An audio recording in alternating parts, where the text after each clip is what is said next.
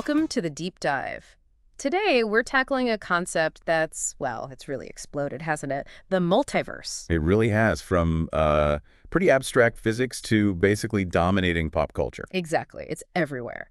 So our mission today is to kind of pull apart the sources you've shared with us, the science papers, the comics, the movies, and really understand what the multiverse is. Both in science and fiction, right? Yeah, how it's shown, what it means, maybe even what it means for us, our choices, our reality. It feels like a huge topic. It is. And what's really cool, I think, is how it links that super cutting-edge science with, well, pure imagination. It's become this amazing lens for looking at everything. Okay, so let's unpack that. Because for a long time, multiple universes just sounded like, well, sci-fi, didn't it? Totally. What do scientists actually mean? Is there just one big multiverse theory, or is it more like a few different ideas floating around? That's a great question.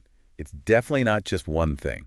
There are several kind of distinct scientific ideas that feed into it. Yeah. The oldest one comes from quantum mechanics. Right.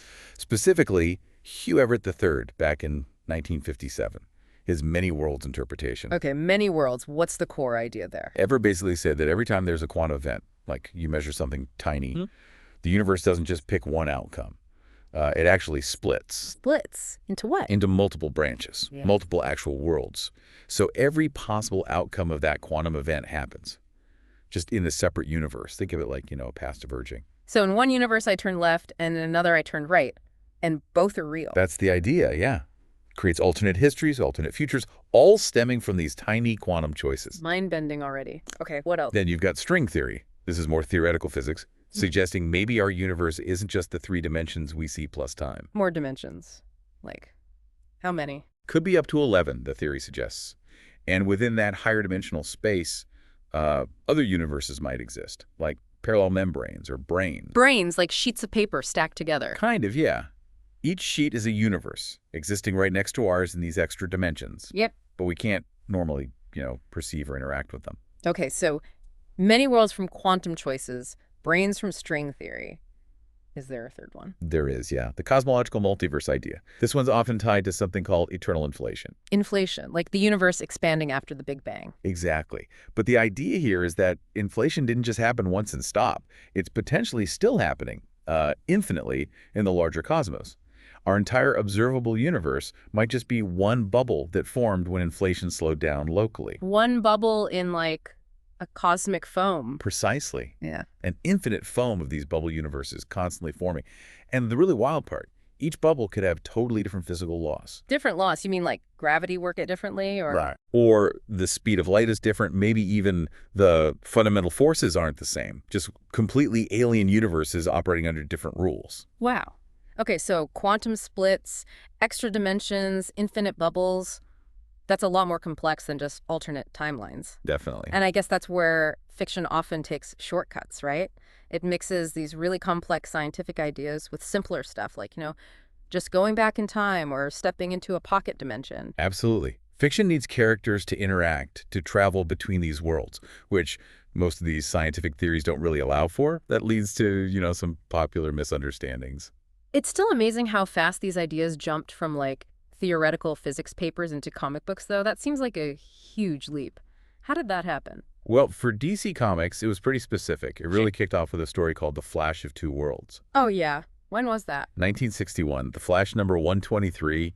Gardner Fox wrote it. It was genuinely groundbreaking. Why? What did it do? It explicitly introduced Earth 2, a parallel world where the older Golden Age heroes still existed, like Jay Garrick, the original Flash. And the current Flash, Barry Allen, met him. How? He vibrated his molecules at super speed, phased right through the dimensional barrier, and ended up on Earth 2. It wasn't just a one-off, it really set the template. Different Earths coexisting. Okay, so DC opens the door in 61. What happens next? Things must have gotten complicated fast. Oh, they did. Fast forward to the mid-'80s, 1985. Crisis on Infinite Earths. Ah, the big one. Everyone talks about Crisis. Right. Marv Wolfman, George Perez. It wasn't just a story. It was DC trying to clean house. They had literally infinite Earths by then, and the continuity was just a mess. So Crisis was about tidying up. Pretty much. The villain, the Anti-Monitor, went around destroying universe after universe. Billions died. It was epic. But the end result was collapsing all the surviving Earths into just one single unified reality. That sounds drastic, like hitting a giant reset button. It was. You could almost see it as, like, editorial control personified, trying to impose order on decades of creative chaos. Did it work? Did it stick? Sort of, but not really. DC spent years dealing with the aftermath. They had events like Zero Hour, then Infinite Crisis, then Flashpoint. So they kept messing with it, bringing the multiverse back, take it away again. Exactly. It shows how useful the multiverse is for storytelling, but also how incredibly difficult it is to manage from a continuity perspective. They're still grappling with it. Okay, so that's DC. What about Marvel? Did they jump on the multiverse train too? They did, but maybe with a slightly different philosophy. Less about fixing continuity initially, and more about just exploring possibilities. How so? Think about their What If series. Yeah. That started back in 1977. Roy Thomas created it. Oh, I remember those. What if Spider-Man joined the Fantastic Four? That kind of stuff. Exactly. The genius was, these stories didn't count. They didn't affect the main Marvel Universe, Earth 616. It was just a safe space for creators to ask those fun questions, explore different choices characters could have made. So less about crossovers, more about isolated alternate paths. Initially, yeah. But they experimented too. Remember the Ultimate Universe? Oh, yeah. Launched around 2000, modern takes on Spider-Man, X-Men. Right, that was a huge commercial success for years. It proved you could have a whole alternate universe running alongside the main one, telling contemporary stories, and people would buy both. It wasn't just a what-if one-shot. It was a whole parallel line. And then came Spider-Verse, which feels like the ultimate expression of Marvel's multiverse now. Absolutely. That concept is just a goldmine. Publishing, animation, movies, merchandise. It lets them bring in any Spider-Man, right? From anywhere. Pretty much. Yeah. Spider-Ham, Spider-Man Noir, Spider-Gwen, the movie versions. They can all coexist and team up. It's incredibly flexible and, frankly, brilliant for leveraging the character's popularity across every medium. Okay, so we have this science, quantum splits, brains, bubbles, and we have the comics crisis, what if, Spider-Verse. But let's get real about the science versus the story. How much do the fictional versions actually line up with physics? Or is it mostly ignored? Mostly ignored is. Yeah. Probably fair, yeah. For good storytelling reasons, usually. But there are some big limitations from physics that fiction just has to kind of step over. Like what? What's the biggest hurdle? Probably the information paradox, especially for many worlds. Real quantum theory suggests these parallel universes would be completely cut off. No information, no travel between them. They're causally isolated. But stories need that travel, right? Characters have to meet their alternate selves. Exactly. So fiction just invents ways around it. Dimensional portals, vibrational tuning, whatever the plot requires. What else gets ignored? Basic conservation laws. Yeah. Conservation of energy, conservation of mass. These are fundamental principles. Right, you can't just create or destroy energy or matter. But fictional multiverses often involve moving huge amounts of matter, people, objects, entire planets, sometimes between universes. That would violate these laws spectacularly. So how do they explain it in the stories? Oh, dimensional energy, exotic matter, negative zone physics, basically technobabble. Technobabble! I love that term. It sounds sciencey enough to gloss over the problem, like we just need to reverse the polarity of the neutron flow. Exactly. It's a narrative shortcut. Yeah. Sounds plausible enough for the audience to roll with it. Another big one is quantum decoherence. Decoherence, that sounds complicated.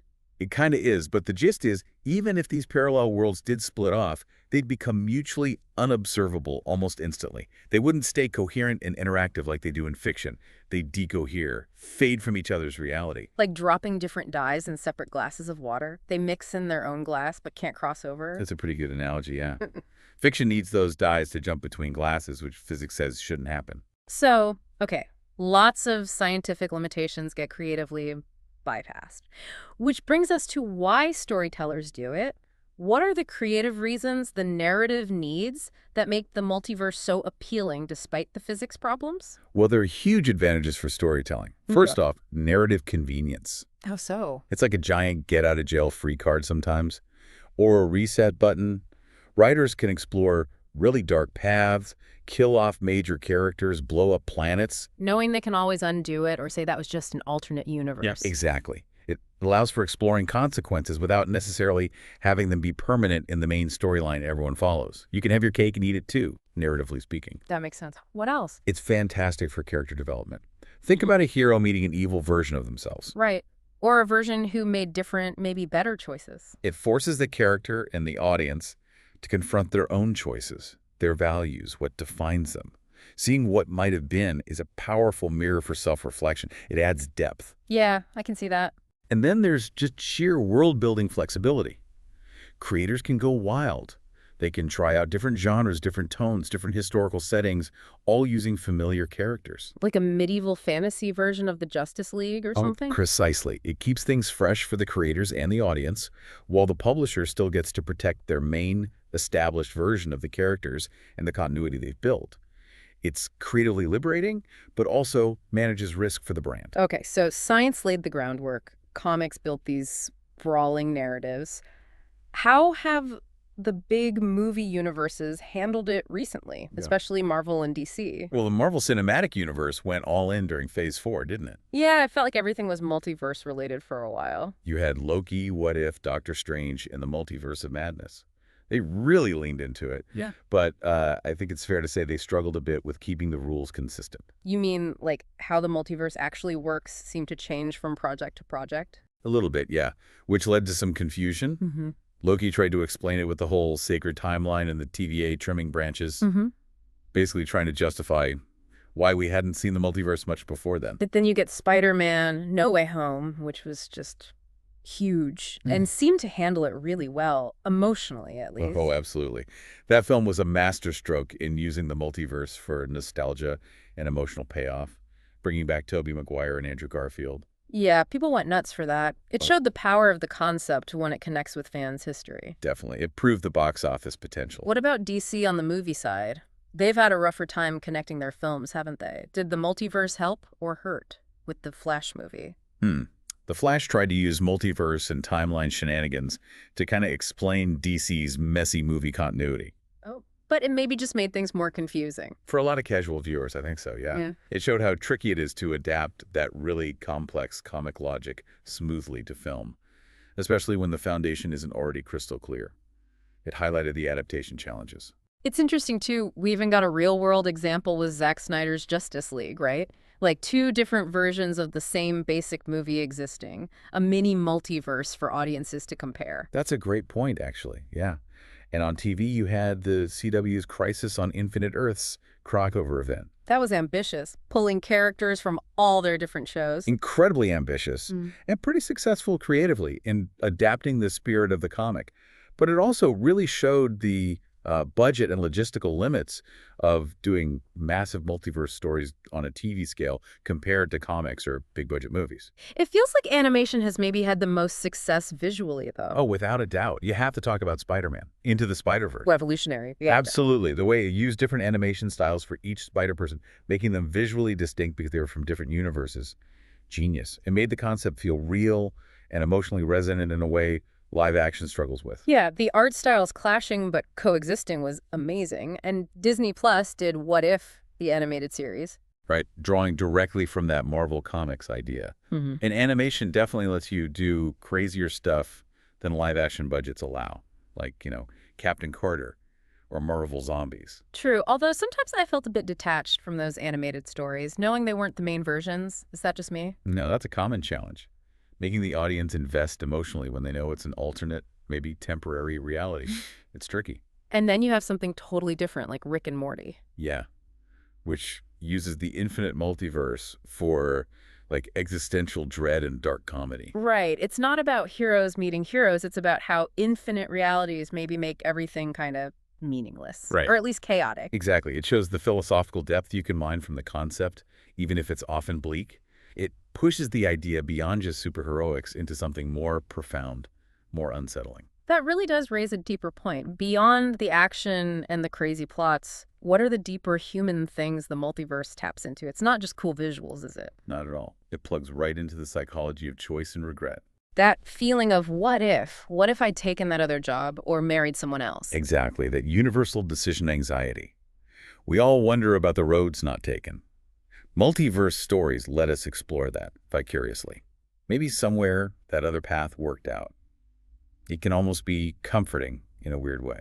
But it also raises huge identity questions, doesn't it? If there are infinite uses out there making every possible choice, What makes this you special? Does it dilute your sense of self? That's the potential existential crisis, yeah. Yeah. What makes your choices, your life, significant if every possibility is being played out somewhere? So how do stories deal with that? And what about moral responsibility? If Yeah. every choice happens anyway in some universe, do my choices here even matter? Well, stories go different ways. Some, like maybe Rick and Morty sometimes, lean into a kind of nihilism, nothing matters. But I think the more compelling stories actually affirm personal choice. They often argue that because this is your reality, your choices here have weight precisely because they are the ones you are responsible for, regardless of infinite others. It can paradoxically make you focus more on your own actions. That's interesting. It forces accountability back onto the individual you. Are there cultural angles to this too? Like how different cultures might view the idea? Yeah, you could argue there are cultural and religious responses or resonances. A lot of Western stories, especially American ones, emphasize individualism, personal choice making the hero unique. Right. But you could maybe see echoes, even if they're often superficial in fiction, of Eastern philosophy, like Buddhist or Hindu ideas about multiple realities, cycles of existence, maybe even reincarnation or karma playing out across different lives or worlds. It's less linear, perhaps. And what about belief systems? Does the multiverse fit better with an atheistic view or a theistic one? Or does it depend? It really depends on interpretation. Some see it as supporting an atheistic view. Maybe the universe isn't fine-tuned for us. Maybe there are just infinite universes with all possible parameters, and we just happen to be in one that supports life. No designer needed. Okay. But others could see it from a theistic perspective. Maybe it points to an even grander scale of creation, an infinite canvas for a creator. It doesn't necessarily resolve those questions, it just reframes them. Okay, wow. We've covered a lot of ground science, comics, movies, philosophy, so let's try to boil it down. What are the big takeaways for the people making these stories, for the industry, and maybe most importantly for you listening as a fan? Well, for creators, the narrative benefits are pretty clear, right? Exploring consequences, trying what-ifs, big crossover potential. Yeah, keeps things fresh, lets you play with established characters in new ways. Seems like a bottomless well of ideas. It really can be. But there are also real creative dangers. We touched on stakes dilution. Right, if anyone can come back or there's another version, why care if this one dies? Exactly. It forces writers to really double down on the personal, emotional stakes for this specific character. Because the cosmic stakes can feel kind of meaningless if everything is infinite. What else? Complexity. Yeah, complexity overload. Yeah. The rules can get so tangled that casual audiences just check out. And it can definitely become a narrative crutch, a lazy way to fix plot holes instead of writing your way out properly. A wizard did it, but now it's a multiverse did it. Pretty much. And for fans and creators, it can lead to continuity paralysis. Which version counts? What's the real story? It can get frustrating. But for fan culture, it seems like a massive positive overall. Oh, hugely positive for fan culture and community impact. Think about it. It kind of offers fan fiction validation. Your alternate take on characters. Hey, maybe it exists in some universe. Huh, that's true. And shipping, like pairing up characters. Yeah, shipping and relationships that might never happen in the main continuity. The multiverse says, sure, why not? Somewhere. And cosplay opportunities. Yeah. People can create really unique, personalized versions of characters, and it fits right in. Which fuels all those community debates online. Right. Arguing about canon, speculating about crossovers. Absolutely. Canon hierarchy, crossover speculation. It allows for so much interpretation flexibility. Different fans can love different versions, and they're all kind of valid within the multiverse framework. It keeps the fandom buzzing. Okay, and from a purely business angle, for the studios and publishers. It's massive. First, IP exploitation. You can have multiple versions of Batman or Spider-Man running concurrently. Comics, movies, games, maximizing merchandise, licensing. More versions mean more products to sell. Basically, yes. Yeah. It's also risk management. If one version or storyline tanks, you've got others running. It's like diversifying your portfolio. And nostalgia? Huge. Nostalgia marketing. Bringing back actors or characters from previous eras like in No Way Home or The Flash is pure gold for appealing to different generations of fans simultaneously. And it helps tie everything together across different media. Definitely. Cross-media integration.